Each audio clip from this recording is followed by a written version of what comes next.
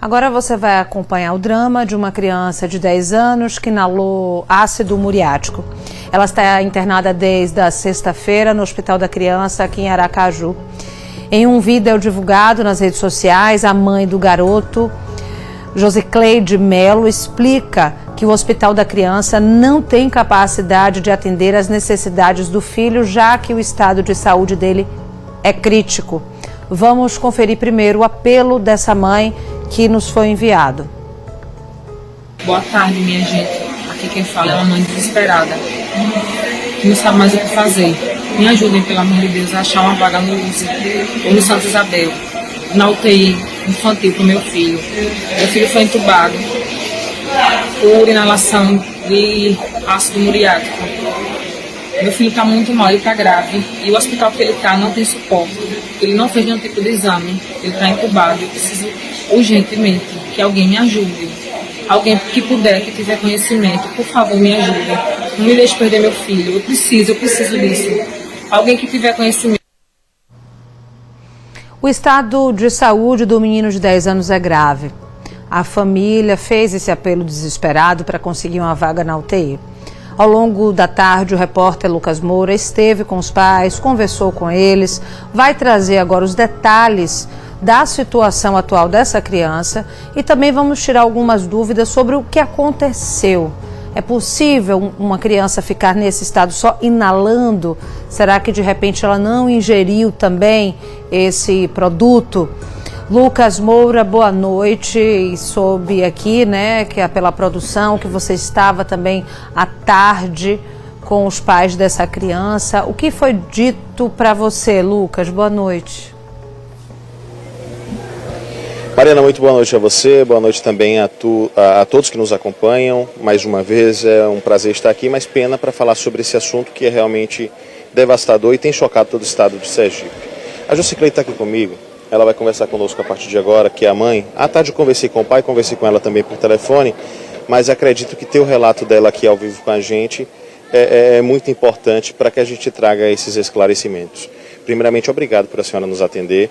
Eu quero até fazer um relato aqui, Mariana, porque ela já tinha ido para casa quando eu cheguei aqui hoje à tarde. Ela está exausta, né? Quantos dias sem dormir? Boa noite. Praticamente 4 dias sem dormir, se não tiver mais, porque hoje também eu não vou dormir de novo, que eu não estou conseguindo dormir, pelo fato de que acostumada a estar com meu filho todos os dias. Então, assim, eu acho que toda mãe sabe o que eu estou passando. Então, nem sei quantos dias eu vou ficar sem dormir ainda. Ou seja, e ela tinha ido à tarde para descansar, a gente entrou em contato com ela disse que já viria para cá à noite e veio um pouco mais cedo para poder conversar, então fazer esse agradecimento aqui de pronto, porque mesmo nesse momento de dor a senhora está aqui falando com a gente e de dificuldade também de toda essa questão do sono e por aí vai. Mas primeiro, obrigado, já agradeci, eu queria saber o seguinte, primeiro vamos falar sobre o que aconteceu com o seu filho, né?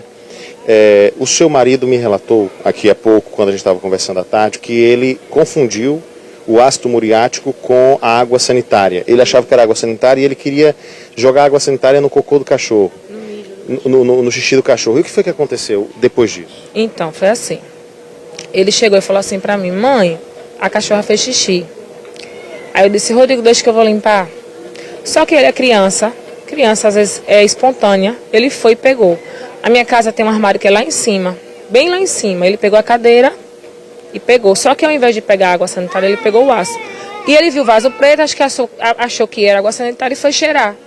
Em tudo que ele cheirou, eu falei assim, aí ele começou a tossir. Eu falei, Rodrigo, o que foi? Ele, não, mãe, eu cheirei isso aqui. Aí quando eu olhei era o ácido. Aí eu disse, não, vamos... Ele só cheirou então? Ele só cheirou, ele não encostou, não bebeu, porque foi muito questionado sobre isso, se ele tinha bebido. Não, ele só cheirou.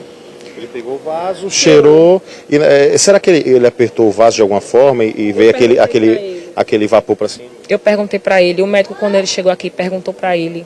Ele até falou assim, não doutor, você acha que eu sou bobo? Não bebi não, só fiz cheirar. Então aí eu trouxe ele para o hospital, ele já chegou com a saturação um pouco baixa. O que é que ele sentia quando chegou aqui? Ele estava sonolento, mas ele estava caminhando normal. Estava sonolento e disse que estava sem conseguir respirar direito. Sinais de intoxicação? Isso. Aí quando ele chegou aqui, aí o médico estabilizou ele, fez os procedimentos necessários e disse para mim, dona Josicleide, se seu filho não conseguir se estabilizar, eu terei que entubar.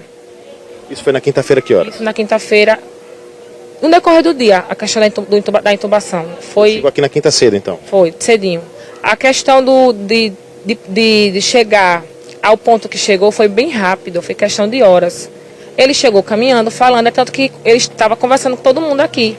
Aí o médico fez os exames, estava até normal. Depois foi encaminhando para um quadro mais grave. Quando chegou à noite, o médico teve que entubar ele. Só que o médico tinha me dito, olha, vamos fazer o seguinte, vamos ver se a gente consegue não entubar. Entubar só em último caso. Infelizmente, ele não conseguiu chegar ao nível de saturação correto e entubou ele. Só que o médico me disse, a gente entuba, mas não fica com o paciente entubado. A gente transporta ou para o USE ou para o Santa Isabel. Só para a gente explicar, né, a quem está em casa, o Hospital da Criança, e nós falaremos daqui a pouco com a assessora, é um hospital infantil de baixa e média complexidade. A alta complexidade do atendimento infantil fica no USE. E o Santa Isabel também tem algumas unidades que podem dar esse suporte, mas o USE é a referência da alta complexidade infantil. Então ele já sinalizou que intubaria, mas que teria que fazer essa transferência. Isso, o médico me falou, ele foi bem claro, que aqui não fica paciente entubado. Aqui eles intubam e fazem um processo de translado, né? Só que o que aconteceu? Meu filho não se estabilizou na quinta-feira à noite, na madrugada da quinta para sexta. Ele ficou oscilando. Mas quando foi na sexta-feira de manhã, ele se estabilizou. Então ele passou a sexta-feira bem, o sábado bem, esperando uma vaga. Ele estava entubado e estava. Isso. Só que o que aconteceu? Que eu soube, que os médicos me falaram, que o caso do meu filho é muito grave. Porque não sabe ao certo o quanto danificou a corrosão do ácido, entendeu? Então a questão era essa, fazer exame específico, saber como é que estava por dentro, porque eles fazem aqui exame de sangue e a ultrassom e o raio-x. Só que o raio-x ele não poderia ter feito porque ele se entubou logo. E não dava para fazer no leito. Então tinha que ser no USE ou no Santa Isabel, só que não tinha vaga. Aí como começou a minha corrida, porque eu disse, eu não vou perder meu filho, eu não sei o que é que meu filho tá, como é que ele está por dentro. Os médicos aqui estão cuidando dele, estão dando antibiótico. Mas... Ou seja, a senhora foi posta diante de um impasse, né? O seu filho não tinha vaga para ser transferido, não tinha vaga em nenhuma unidade.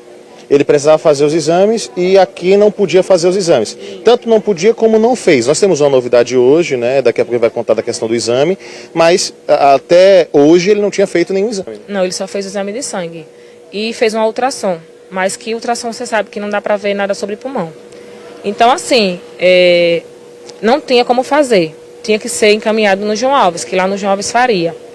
Então, quando estabilizou ele, não tinha vaga. Aí eu comecei a ficar desesperada, porque eu queria uma vaga para o meu filho. Eu queria ver e eu quero ver como é que ele está por dentro. Entendeu? Porque eu só vou ter noção realmente de como é que está por dentro quando fizer o exame que é específico da área do pulmão.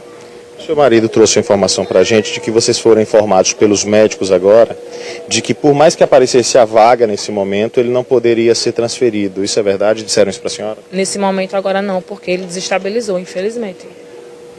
Então, só para a gente deixar claro aqui para quem está nos acompanhando.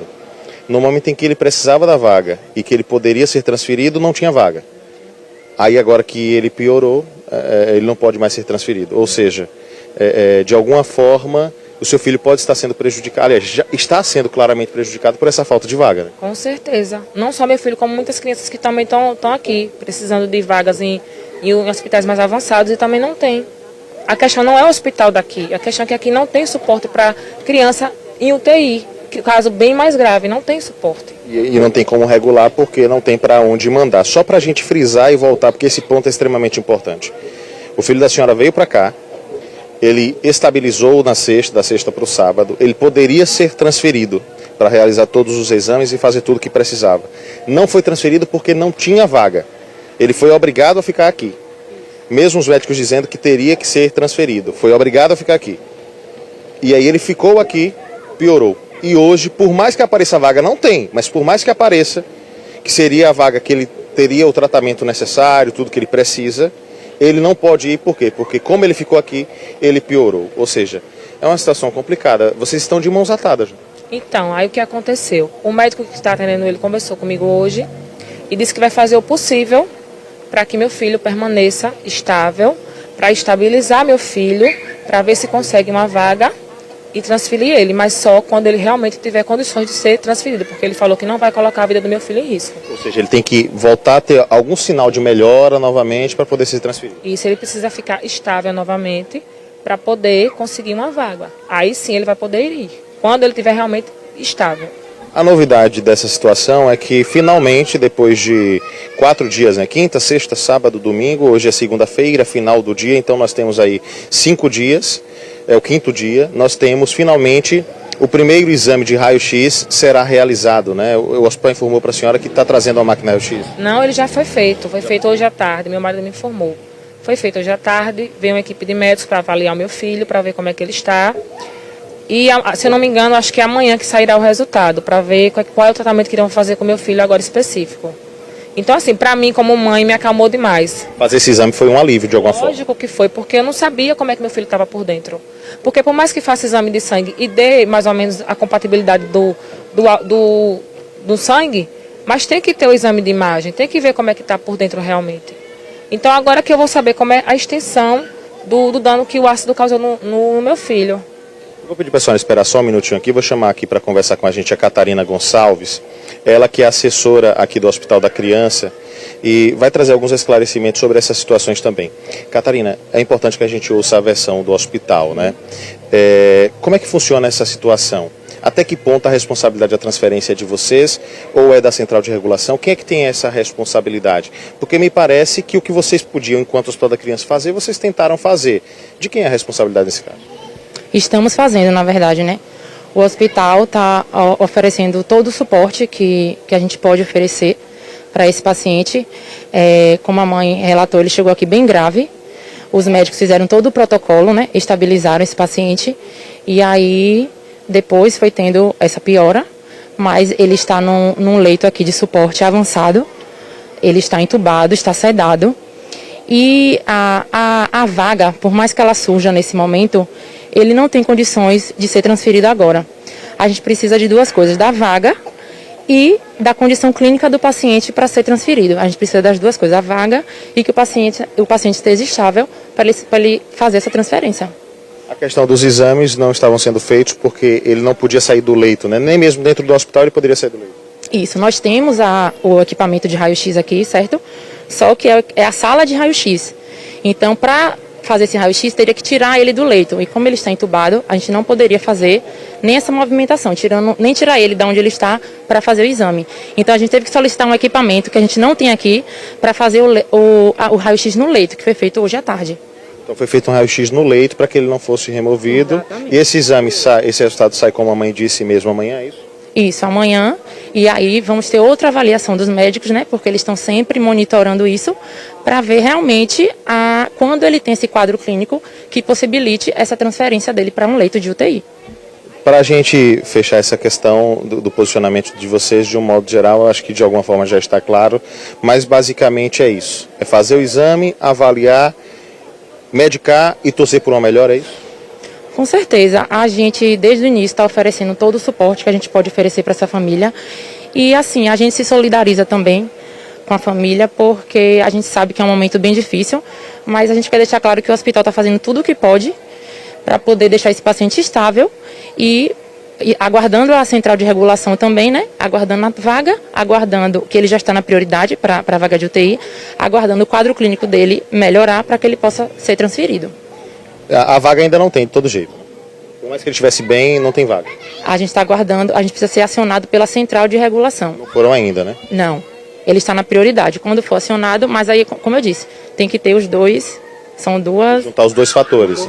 E nesse momento não se tem nenhum dos 2. Não tem o quadro clínico e a vaga a gente precisa da informação da regulação. Da central de regulação. É assim que funciona, né? Vocês acionam a central de regulação, né? Só para ensinar o protocolo, explicar o protocolo para quem está em casa. Qualquer unidade da rede estadual, né, da rede SUS, que precisa fazer essa transferência, aciona a central de regulação e a central de regulação busca o leito apropriado, disponível, mais próximo e faz essa regulação, obedecendo prioridades, enfim, as necessidades específicas de cada paciente. Então, isso vocês fizeram. Né? O leito de UTI não depende do hospital. E não é só daqui do Hospital da Criança. Qualquer unidade hospitalar que vai precisar de uma remoção, uma transferência, ele precisa fazer essa solicitação para a central de regulação, que eles lá tem a lista, né, tem o estado de cada paciente, o nível de prioridade, e é tudo feito por lá. Em outras palavras, a rede estadual de saúde hoje não tem leito para oferecer para ele, não é isso? No momento não. Como a gente está nesse período que a gente está vendo da sazonalidade, os hospitais, não só os públicos, os privados, estão todos os hospitais cheios. A gente está vendo que as emergências estão lotadas. Consequentemente, as UTIs também, porque esse ano a gente está vendo muitas crianças que estão agravando mais e necessitando de leitos de UTI. Então a gente precisa que um leito seja vago para que fique disponível para que a gente seja feita essa transferência. Perfeito. Catarina, quero agradecer também a sua participação. Catarina, que é assessora de comunicação aqui do Hospital da Criança. Deixa eu chamar a mãe para conversar conosco aqui novamente. Mãe, para a gente poder encerrar, obviamente que eu sei que todo o estado de Sergipe está numa corrente muito positiva de oração, pedindo para que seu filho se recupere logo. Eu acho que de alguma forma isso talvez transmita e traga para a senhora algum tipo de alívio no sentido de energia positiva, né? Eu acho que é um pedido até importante para que se faça, para que todos fiquem nessa vibração positiva. Mas aí eu queria saber, né? Eu imagino que o maior desejo seu hoje é ver seu filho recuperado. Com certeza, meu filho é o amor da minha vida. Eu fiz isso tudo pelo meu filho, eu não gosto de exposição. Mas eu estava desesperada, porque, pelo que eu entendi, eu só conseguiria ver meu filho saindo daqui, ou de qualquer outro lugar caminhando, se ele tivesse exame específico. Então, já que eu não tinha como, eu não tenho dinheiro, não tinha como fazer nada, o que eu fiz? Fui para a rede social, que foi a única maneira que eu fui ouvida. É tanto que agora meu filho fez o exame. O exame foi feito. Agora eu vou saber como realmente está o dano do meu filho. Não que eu esteja dizendo que meu filho não tinha sido assistido. Longe disso, eu nunca falei isso. Ele sempre foi muito bem assistido. Os médicos daqui sempre foram muito competentes. Tratam meu filho com prioridade realmente. Mas ele precisava de uma coisa mais avançada. Porque aqui estabiliza e manda para outro lugar. Aqui não fica com paciente grave. A gente percebe que a falha, na verdade, eu quero saber se a senhora concorda com isso. Não é do profissional que está trabalhando, não é do profissional que está atendendo, não é das pessoas que estão aqui. Parece, pelo menos a impressão que passa para a gente, que a falha é do sistema. O sistema não está funcionando, a engrenagem é que não está funcionando, né? O sistema de saúde não está oferecendo a estrutura para que seu filho tivesse o atendimento ideal, digamos assim. Isso mesmo. A vaga o problema é o sistema, não é o hospital, não é o profissional, não é a enfermeira. As enfermeiras aqui trabalham muito, os médicos trabalham muito. Todo mundo aqui trabalha muito para poder deixar as crianças de pé, porque tem muita criança doente, eu estou aqui, eu estou vendo, é muita criança, não é pouca não, é muita. Infelizmente, não tem vaga para todo mundo. E meu filho acabou pagando por isso, porque quando ele poderia ser transferido, não tinha vaga para ele. Agora que ele não pode mais, também não tem ele, nem ele pode, também nem tem vaga também. Então, vou aguardar, vou pedir para Deus que ele consiga se recuperar, que os médicos consigam ver realmente o que é que ele tem, que trabalhe em cima disso para que ele consiga ficar bem. Porque eu quero ver meu filho como ele entrou, caminhando e falando. Eu quero ver ele saindo assim. Para a gente encerrar, eu já vou devolver para a Mariana. Eu recebi alguns vídeos que a senhora mesmo me passou, do seu filho dançando quadrilha, brincando. O seu filho é muito ativo, né? Dá para perceber que ele é um garoto espoleta mesmo, né? Como é que a senhora se sente vendo ele no leito do hospital? Todo dia uma morte no meu coração. Todo dia. Aquela esperança de ver meu filho em pé, sabe, brincando, me chamando, oh, mãe, cadê você? Mas ao ver meu filho daquele jeito, e assim, no meio de tanta incerteza, eu só tenho a minha esperança e a minha fé, que meu filho vai levantar, sabe por quê? Mais do que Deus, ninguém. O médico pode até dizer que ele não tem jeito, mas aquele lá de cima já decretou que meu filho vai ficar em pé, meu filho vai levantar. Disso eu não tenho dúvida disso. Muito bem, e é isso que todos nós esperamos e é isso que todos nós queremos, né, Mariana? Ô Lucas, você já foi muito pertinente nas suas falas, mas eu preciso reforçar. Primeiro, dizer para essa mãe que ela pode contar com a gente e que eu sinto muito que ela precise se expor nas redes sociais e se expor aqui para poder colocar o problema dela, porque de fato, gente, não existe uma vaga. Por mais que as enfermeiras, os médicos, todo mundo sejam excelentes profissionais, que a assessoria de comunicação seja excelente, pode ter tudo ótimo, pode ser tudo maravilhoso, mas tem vaga? Não tem. Então não tem como a gente ficar maquiando as coisas. São profissionais incríveis, como ela está dizendo, né? Mas parece o tempo todo que a gente está aqui acusando. Não, não é isso. É um fato. Não existe uma vaga. Agora ele não pode ser transferido porque ele não tem condições de ser transferido. Mas se ele tiver agora condições de ser transferido para uma UTI, não existe essa UTI. E não tem como a gente maquiar isso. E não tem como a gente ficar fingindo que está tudo bem. Entende? Então, Lucas, eu reforço o que você falou, reforço o que essa mãe está dizendo aí, que são profissionais capacitados, que ela está sendo amparada. Ótimo, a gente tem que valorizar mesmo, tem que mostrar. Mas a parte que é o problema é não ter uma vaga de UTI de uma criança de 10 anos que inalou ácido muriático. E se tivesse essa vaga, ela já tinha sido transferida e possivelmente já estava sendo assistida no lugar devido, que era a UTI. A gente vai continuar acompanhando esse caso, Lucas. Eu preciso seguir aqui, o programa inclusive está chegando no final. Você agradeça a ela, por favor, e repasse para ela que pode sempre contar com a gente. Eu